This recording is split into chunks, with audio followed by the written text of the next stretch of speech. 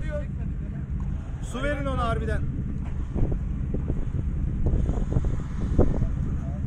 Kafayı var ya, bu kafayı. Kafayı yerim ben. Fırladı mı gider şimdi.